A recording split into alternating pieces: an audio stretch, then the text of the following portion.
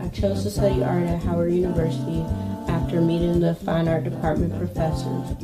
I felt that they would provide the best environment for me to grow as an artist because they're nurturing and very supportive of me discovering my own voice as well as developing a new body of work. And that's been very instrumental in my journey as an artist. While I was here studying theater, we had to audition for plays and musical theater and things like that.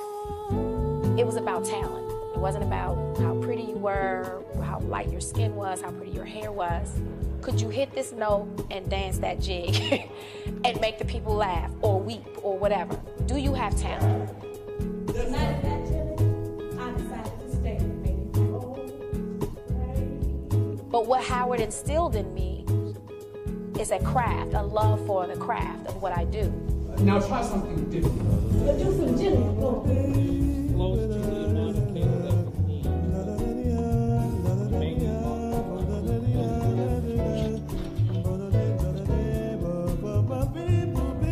The Department of Theater is dedicated to the principle of developing the highest quality of theater art and to the serious investigation and perpetuation of the experiences and aesthetics of Black theater.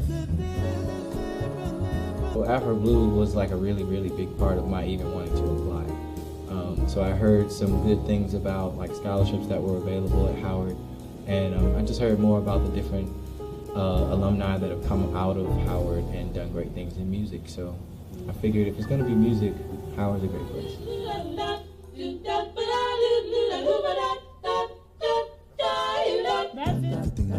Just the whole spirit of being a musician, of being serious about your craft. It's a wonderful thing here because they want you to be good. The Department of Music attracts diverse students of high academic and artistic potential and provides them a scholarly environment and an exceptional musical experience through which to strengthen their musical crafts.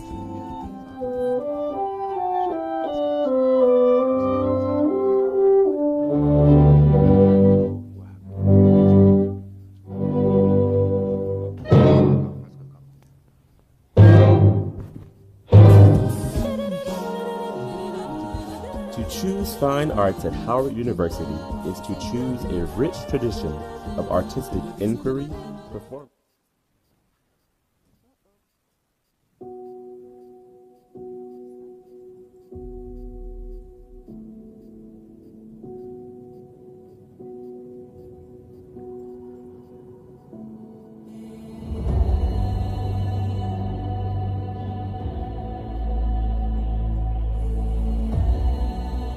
Only the most broken people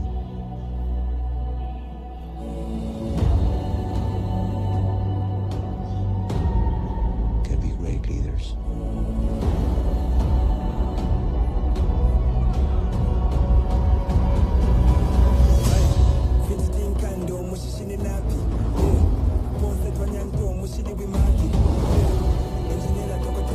His people did not call him general or king.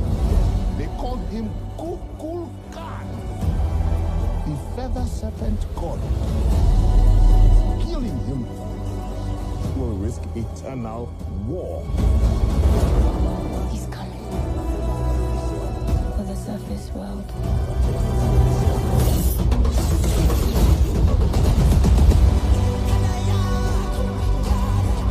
We know what you whisper. They've lost the protector. Now is our time to strike.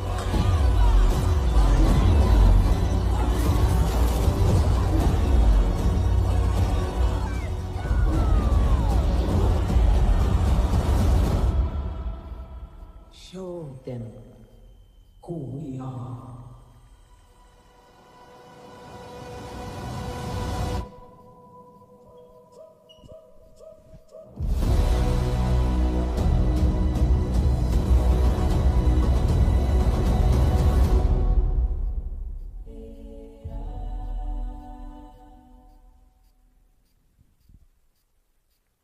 Art at Howard University is committed to educating socially conscious professional artists, designers, and scholars who have the ability to verbally and visually articulate their ideas in a technologically driven world.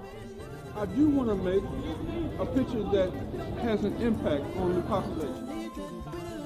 I chose to study art at Howard University after meeting the fine art department professors.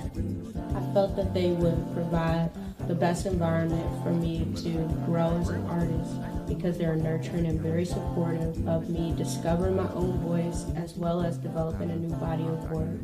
And that's been very instrumental in my journey as an artist. While I was here studying theater, we had to audition for plays and musical theater and things like that.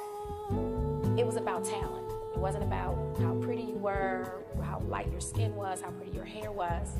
Could you hit this note and dance that jig and make the people laugh or weep or whatever? Do you have talent?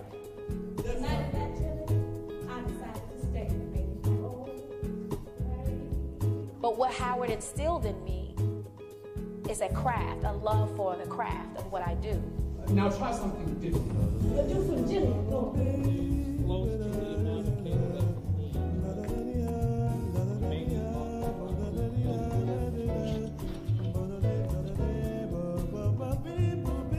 The Department of Theater is dedicated to the principle of developing the highest quality of theater art and to the serious investigation and perpetuation of the experiences and aesthetics of Black theater.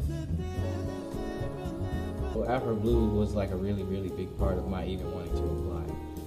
So I heard some good things about like scholarships that were available at Howard, and I just heard more about the different alumni that have come out of Howard and done great things in music. So I figured if it's going to be music, Howard's a great place.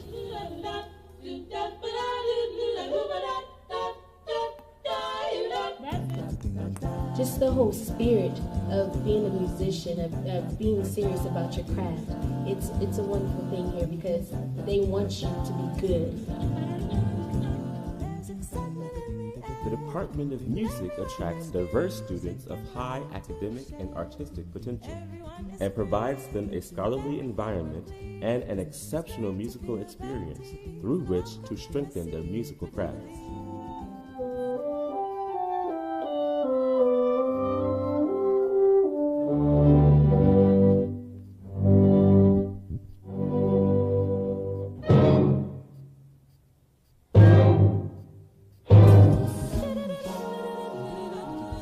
To choose fine arts at Howard University is to choose a rich tradition of artistic inquiry, performance, and invention, joining in a legacy of knowledgeable, experienced students who are prepared to service the local and global society through creative pursuits.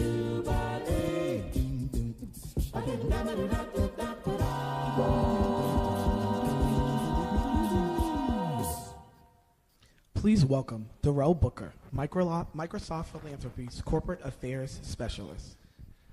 Hello, everyone. Who's excited to see the movie? Can I get a... Y'all got y'all tickets already? Wakanda Forever in theaters Friday?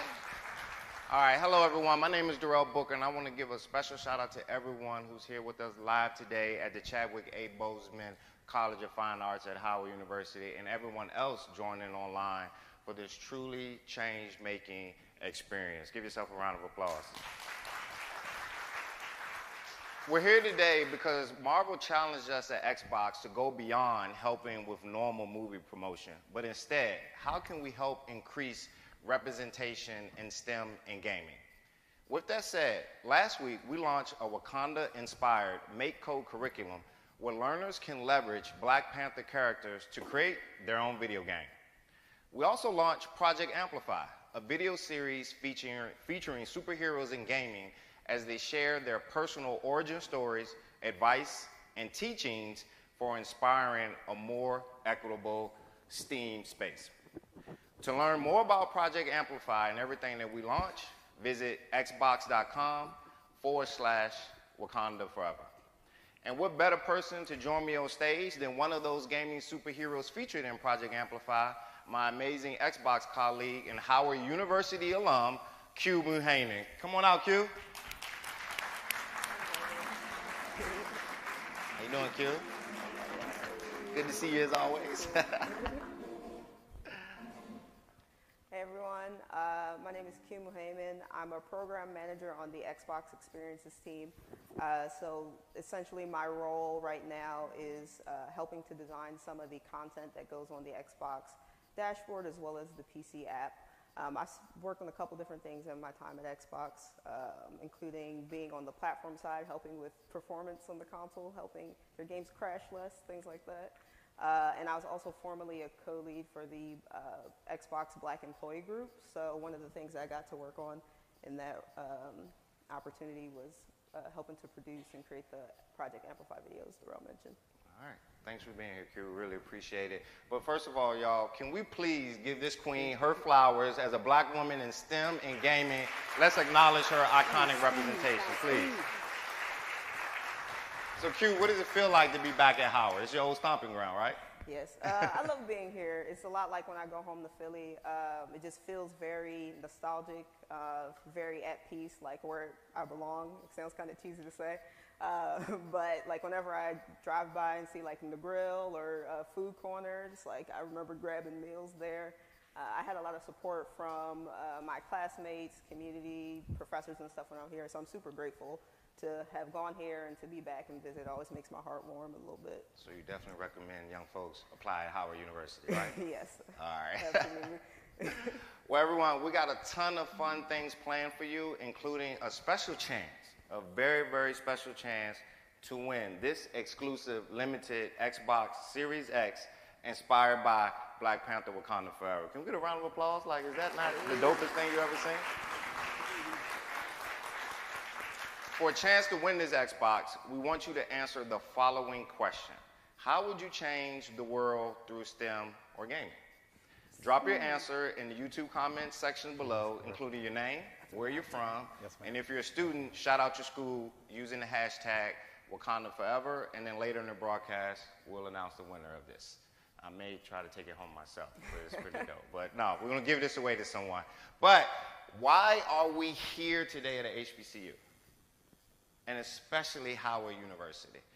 I think I could try to explain it, but I'll let a special person actually explain the importance of why we're here today.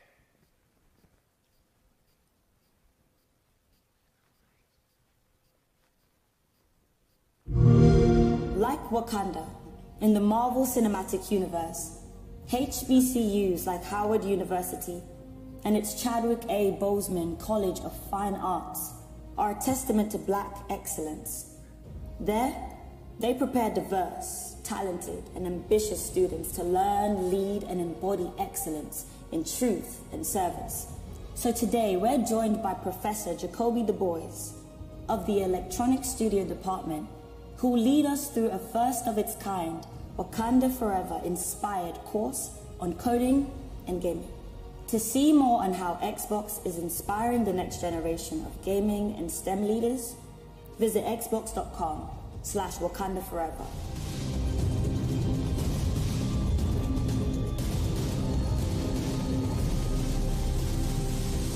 Marvel Studios' Black Panther Wakanda Forever, only in theaters, November 11th.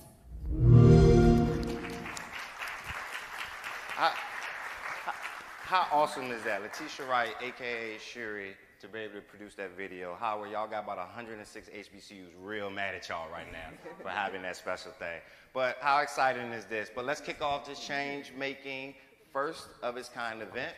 I'm honored to introduce you to Professor Jacoby Du Bois. Professor, come on out.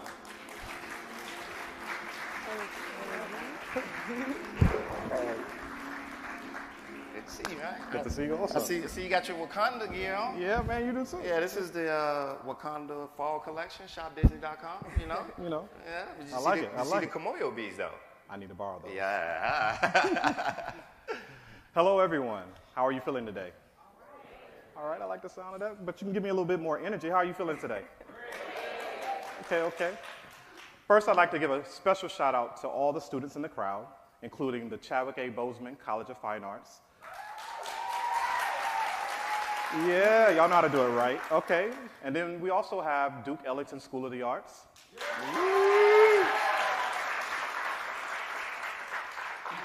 And a special welcome to everyone joining us online. Welcome. Okay, who here likes to play games? Any video gamers in here? Tell me your favorite video game. Shout out your favorite video game. Oh, wow. Resident Evil, Call of Duty. What else Halo. we heard? Pac-Man? Okay, Pac-Man, who's okay. still playing Pac-Man today? Okay. Cool. We're going to get started with the Wakanda Forever game code. For those who want to get started with us, head over to the Make Code Challenge at aka.ms/Wakanda to code along with us. What I'm going to show you today is for all ages and skill sets. Anyone can do this, really, anyone. Even if you've never coded before, you're going to walk away with your own video game that you've created. And we want all of you to share your video game through social media using the hashtag Wakanda Forever. Here are the things that you're going to learn today: the coding fundamentals and how art is infused in technology. All right? Let's get started. All right. But Jacoby, wait a minute. So we have someone who would like to come out before we get started. Just like in the movie Wakanda, Angela Bassett character is the queen of Wakanda. I'm so excited to bring to the stage our esteemed guest, the queen of the Chadwick A. Boseman College of Fine Arts. Everyone, please stand up and welcome the one and only Dean Felicia Richard.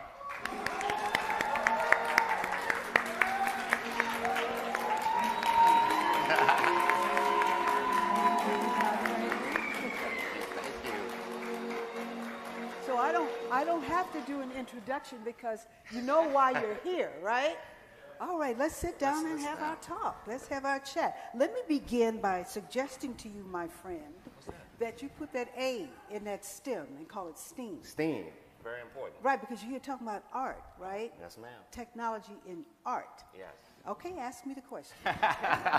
She got it straight, y'all, because we are at the College of Fine Arts, so let's be clear. And you're talking about Wakanda Forever inspired. Yes. All right?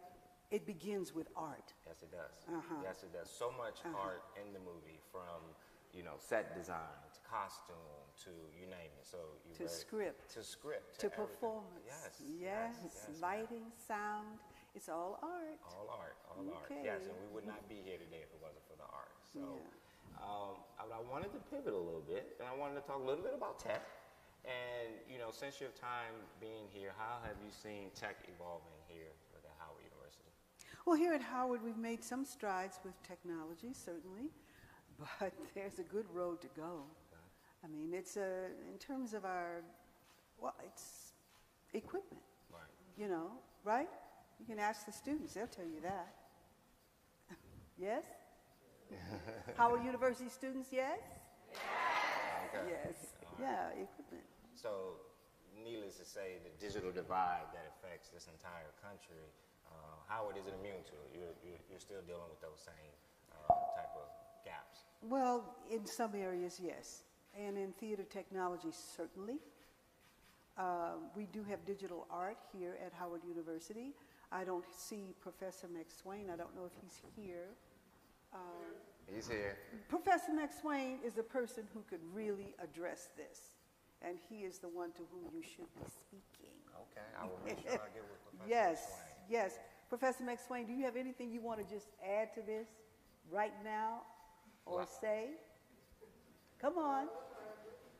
That's all right. He's very low key. He's cool. Yeah, if you see him, he's cool. So when we think about the gap in representation in gaming, I think it's somewhere around 86% of black teens play video games, but the game industry in general is only roughly 2% black, and that's just tech in general. So how do you think that this needs to change, or how this can change? Well, it's access and exposure, isn't it? How did you start? Access and exposure. Being on Howard's campus and And what happened? I was going to career fairs and just trying to generally follow the guidance of my professors and stuff and trying to get an internship and things like that. And yeah, like I didn't know about all the opportunities that existed out there in the industry until I was on campus and being told about them through like career fairs and things like that. And so you went to a career fair, and what happened? Talked to recruiters, learned about the jobs and the roles that they had, and just started applying and attacking those opportunities. And I got the opportunity that I have now, working in Xbox. That's how it changes. Yeah. It changes through access and opportunity. Yes? Yes. Yes. And also a student's diligence in following up. Yes. Yes. Kudos to you. Thank you. Can you touch on that last point around diligence? Because as much as we need, organizations like an Xbox and a Microsoft coming to campuses, like you said, there's also a responsibility on those students to seek these type of roles and things that they need to do. Is there something you would say to all your students out there about that diligence that you mentioned? There's so much that comes at students. Let's just be clear. The students have, especially in this college, and I can say this for every college and school, the programs are tight and they're robust. And the students have so much work to do. Well, added to that is upon hearing about an opportunity, is really seizing upon that and, going for it, or at least to see what it's about. Yeah, trying to stay with your ear to the ground about what's coming, what's going on. It isn't just in one area, it's all over the campus. And somehow things are interdisciplinary and related.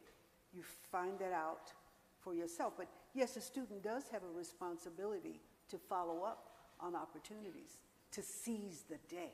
Wow, seize the day. I love that. I love that.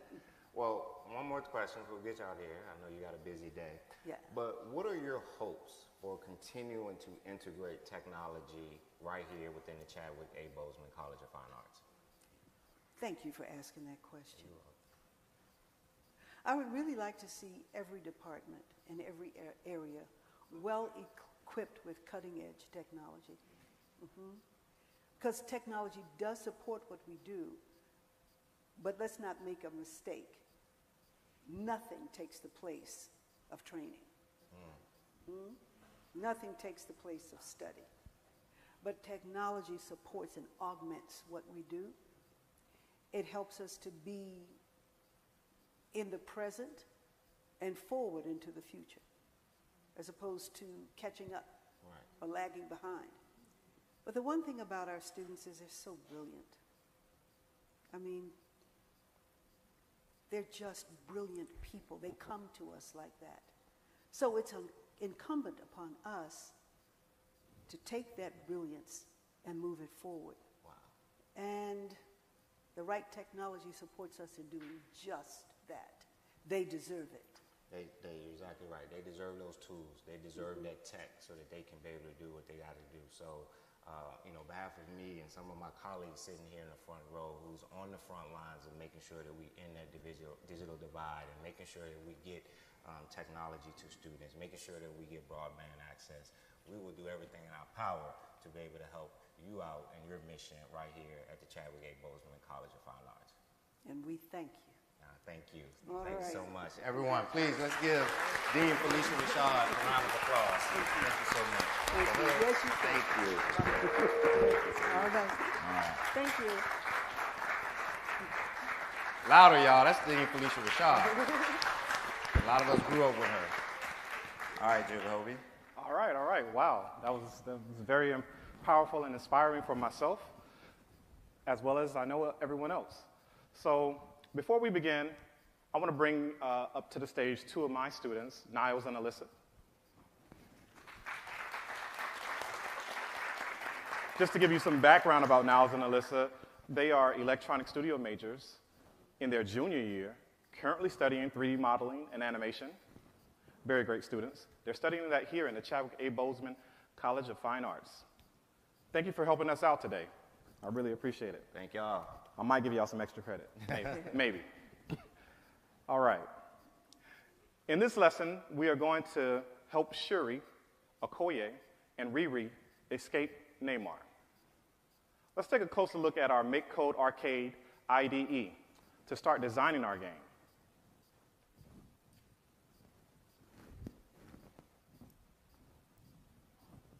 All right, in your toolbox, you will find categories to select. If you want to create a background, we're going to select a scene. So let's start with a scene, Niles.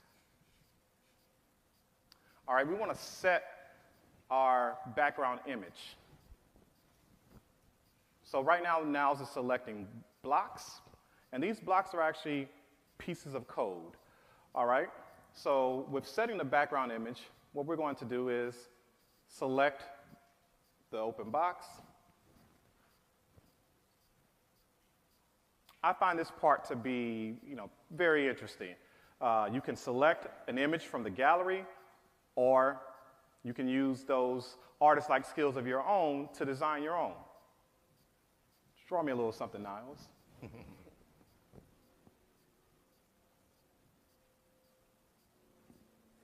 All right, we got all the stars and hearts. Custom is usually the way I like to go, but I want you to go ahead and choose an image from the gallery, just to save us some time.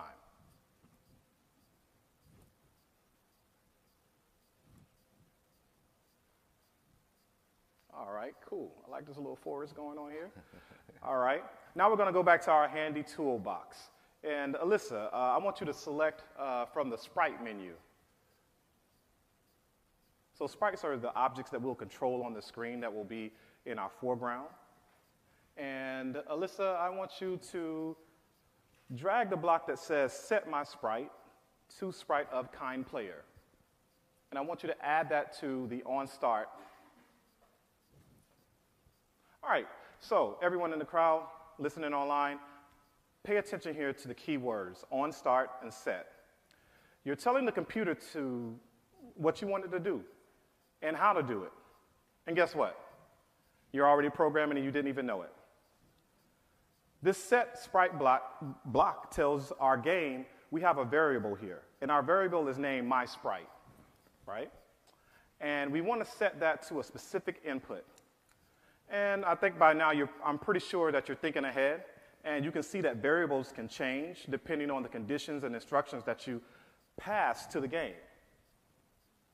So Alyssa, let's change the name of our sprite to Shuri. So I want you to tap on mySprite, the variable name mySprite, and we're going to say rename. We're going to rename this variable. I want you to change that name to Shuri.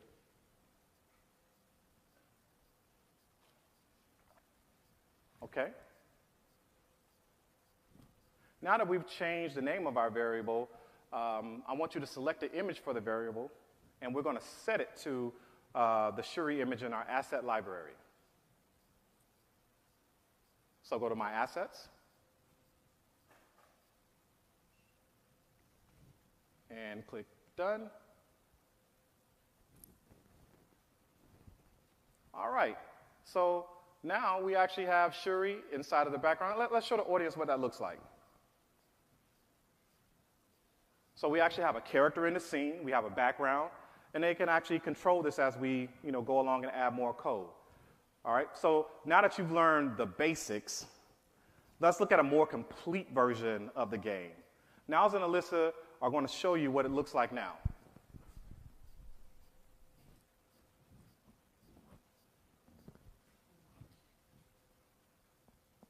So right now they're just going through the scenes, they're pressing A. Show us what that code looks like on the background. So in a more complete version of the game, you have your blocks that have come together. And as you can see, it looks like a lot, but you will actually learn what each block does. And just to show you what it looks like even further behind the scenes, if you click on the JavaScript tab, it will actually show you the JavaScript that each block produces. So you can not only learn through the graphics that are shown there on the screen, you can actually then translate those graphics into what even professional programmers are actually doing. So hold up, Jacoby. I had to learn how to do this. You mean to tell me you can drag and drop on a big piece of screen now? Absolutely. Wow. We both had to learn it this way. However, through the graphic interface, the pictures match up. It actually helps you retain that information a lot easier. So, that's what she is. And this is great, and we're essentially at the foundational basics of building the game, correct? Absolutely. This is the foundational place of building the game. And for our audience members and people that are online, if you started from where we started from, you can actually get to what we're doing in the end and all of this code just by continuing to work through the process. Try everything out on your own, and we're going to show a few more features just coming up just after a few questions. All right, so yes, we do have some questions. So Q, this question is actually coming in for you. It says, I'm a 13-year-old girl, and I'm a huge gamer. Please tell me, how did you get your start in the gaming industry? You told us a little bit, but please elaborate more. So I don't know if I mentioned this before, but like I just grew up playing games. I always had an interest in it, but I never really thought of a career in it simply because like you don't know what you don't know. I'd never, so it wasn't a matter of not believing I couldn't do it or anything. I just didn't know that there were jobs. And so being on Howard's campus and like I said, going to career fairs and having my professors and people around me tell me to pursue internships and everything, I was able to learn about a lot of the different roles that were available. Tech companies would come here. Microsoft was one of them. And so I learned about the opportunities at Microsoft and applied for their internships. I got an internship and found out I was going to be in Xbox, and so I'm a program manager in Xbox. I was previously a software engineer, but I've spent my whole time as a professional at Microsoft, and it was because I was exposed to them here on campus. So one thing that's super important to me, since I didn't learn about tech earlier, there are a lot of middle school or high school curriculum that kids can get into. So I try whenever I go back and talk to students to let them know, like, hey, you can start dabbling with this now. You can learn, just search online. There's a bunch of drag and drop coding tools like this. There's workshops and stuff your parents can get you involved in. So I try and let people know about the opportunities that are available. And talk a little bit about those opportunities. You hinted at just some of the different career pathways in gaming. Right now, we're kind of talking about actually coding. Yeah. But what else is there? There's so many different parts of the games industry, right? Because games are kind of like a mix of art and tech. So there's writing, there's artists. There's people who are making these background images, these character images, right? Someone's drawing that, someone's making 3D models and stuff when characters are created in games. So there's voice acting, there's, I think, script writing, things like that are all parts. So there is a clear infusion of arts and tech. So when we think about, students that are going to classes here at this College of Fine Arts, or those that are inspiring, everything that they learn here can turn into what we call transferable skills. So they may come here for art or dance or music or writing and not necessarily know where they're going to do with it. You're basically saying all of those skills acquired right here at the Chadwick A. Boseman College can be applied in the gaming industry. Absolutely, yeah, and even school, if you're in marketing or school of business, all that stuff, gaming needs marketing. All of these things you can do in the games industry in some capacity. All right, y'all, young kids out there, y'all hear that? Y'all hear that? All right, okay. I would like to throw out some input there. So, as Dean Rashad said, you have to be diligent. It's our responsibility as students and even faculty to follow up. And I love hearing what Q is saying about transferable skills and how you both were talking about that. One thing that I tell my students all the time is there's that conventional path, but a lot of times with the arts, these jobs aren't seen on Indeed.com and Monster Jobs, if that's still a site, So, we have to go pursue these things and getting into the right place. And, sometimes the access is there easily, and sometimes we have to create our access. And You bring up a great point. One thing that I'd be remiss if I didn't mention, what we're showing here today with this Make Code site is 100% free. Free. You know, so many times that access is restricted by, you know, people not being able to, you know, afford software and things of that. And we're definitely in a different place where you have tools like this that people can access, you know, for free, which, you know, there was a time when that, you know, had to be the elite, or, you know, elite from some standpoint of either your parents had money to get you in certain things, or you had to have a certain amount of equipment. We are truly at the age now of, as long as they have internet, Vicky, Jasmine, then they can be able to access things like this. And you know what? You know, not to get off subject, actually this is on subject. You know, when I was a kid, we didn't have enough money to buy a computer. And my mom sacrificed, shout out to my mom, today's her birthday. Shout out to Professor Mom, Mom Professor. Shout out to her. So yeah, we didn't have the money at first to buy a computer, and my mom brought an encyclopedia set. Right. And, you know, so I started reading, and then I got to that subject about computers, and I read more, and I was like, Mom, I really want to do this. So she started dropping me off at the library every day. And before I could even write a line of code, I read every coding book from cover to cover. And then I would draw out the things that I wanted to do when it came down to programming. So that's how I actually got my start. So now, you know, just like you said, these tools are free now. Right. And you can go anywhere with them if you just start. And accessible from so many devices. You know, you don't necessarily have to be on a big screen. You can be on a regular computer, tablet, even your phone. You can actually access this. So everybody, definitely no excuse to not be coding your game. So I'm sorry, Jacoby, please continue your lecture. All right, we're gonna jump back into the lecture. So now we're gonna jump into bringing sound into our game. So Niles and Alyssa, I want y'all to show the more complete game now, just again, so that people can see the actions behind the game. So what they're doing is they're using the keypad to actually control the movement of the characters. As we've shown before, you can create your own background. These characters are variables. We call these variable sprites. They're moving objects that we can actually give actions to. So now we're going to use our IDE, or Integrated Development Environment. And from there, we are going to show them how to add sounds at any place in the game, okay? So first we're going to start with more generic sounds.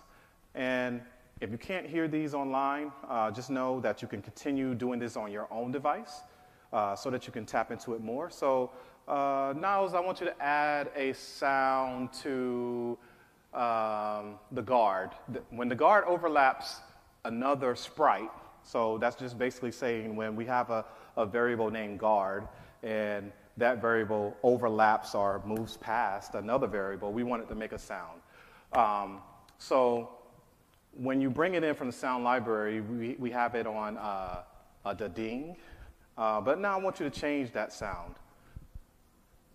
So here in MakeCode, they have a lot of preset sounds that you can actually choose from. So yeah, just select any sound that you want. So in the game, this is telling the game that anytime a guard overlaps one of the other characters, we're going to hear, what's that sound? Oh, wah, wah, wah, wah, wah. Okay, y'all can laugh at me. All right, so now we want to add some more customized sounds. So Alyssa, I want you to go back to the music library.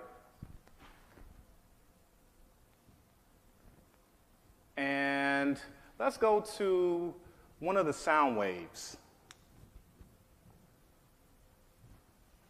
And if some of you don't know what the sound waves actually look like, that we actually will be bringing in a little bit of the sciences, the physics here, along with music.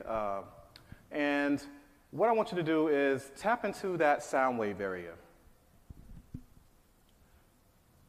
How many of you have taken calculus? Show of hands. How many of you have passed calculus? I did. Math was my favorite subject, so I passed. Okay. All right, so this first sound is actually a sine wave. The sine waves are a little more smooth. We can actually change the duration of the waves here. Let's change the duration time to 100 milliseconds. So as we decrease the duration of time, that actually makes the sound move a lot faster. If you were to use more of a saw wave, so select the last wave, decide duration. See how it's a lot more choppy there. We have in the middle, select that middle image. So the sawtooth is a more sharply pitched wave, can still have some deepness in the sounds. And we also can change the frequency and volume. So if you're playing around with it, just try to change that sound to your liking. I know there's got to be a few beat makers in here. I know you got to know, how to put your beats together, right? Show of hands, any beat makers in it? No beat makers? No beat makers in the house. house. Oh my goodness, that's a first. That's a first. All right, so again, go back to the gaming screen. And Jacob, can I ask a question? Yeah. So you don't need to go to another program, anything else to just edit the sound. You can do all that right there, no code, anything, just as easy as just clicking those buttons and changing duration. So that's what I love about Make Code. Whether you are in the arts or you are a technologist at heart, this is a great starting point because you can do actually all of this in the Make Code arcade console. So everything from creating your graphics to adding sound, designing your sound, designing your backgrounds. And although it's not, it's more pixelated, this is the base point of where you would have to start when you're creating your most advanced games and getting into more of like 3D modeling and animation. Yeah, I mean, anything that you create, you start with, certain versions to get the basics and things right. And then you go to those high fidelities, those more polished. So, it's almost by design, the pixelation. So you're not so focused on those finer details at this moment of your actual development. Exactly, and that's the importance of the blocks. So the blocks and actually seeing them visually and breaking them down that way and seeing and a visual aspect how the code works and then being able to align that with how the JavaScript is written too. Right. It helps you retain that information. Images can really make information like that stick. Jacoby, before you continue, for those that just joining us, I want to do a reminder for your chance to win this exclusive Xbox Series X. Can we get a round of applause for how fire this Xbox is? To compete for the prize, we want you to answer this question. Drop it in the chat. How would you change the world through STEM or gaming? Make sure you use the hashtag Wakanda Forever. Put in your name, where you're from, and shout out the school that you're from. All right. I actually have a question now for Q. Oh. All right. How do art forms infuse and flow into technology? How do you see that? Well, since you've been talking about music plays a huge role in games. There are a lot of y'all play games. There's iconic like Mario music, right? Like there's the regular level music. There's music that across every game of the series, like the lava level is going to sound the same from like the first Super Mario Brothers to like the ones today. And like in the same way that music can build suspense in a movie, like you hear an ominous soundtrack come on, like that's an indicator a lot of times in games when you're about to have like a boss battle or something intense is about to happen. A lot of games that are narrative heavy, like the characters will be really well written. And there's like motion capture in the same way that in movies, if a movie is heavy CGI, they have the mocap, and then you can find videos online of the actors doing that motion capture. You can find the same for games that have a really defined script and like storyline to them. Level design and all those different things are a part of like art that goes into putting a game together.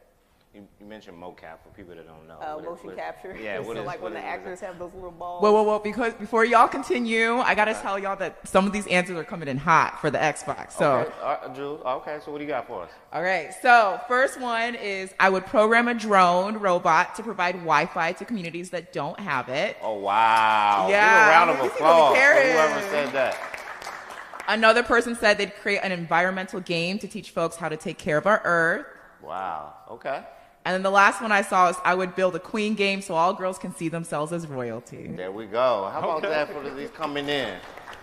Somebody need to get them at Howard University, get them here, right?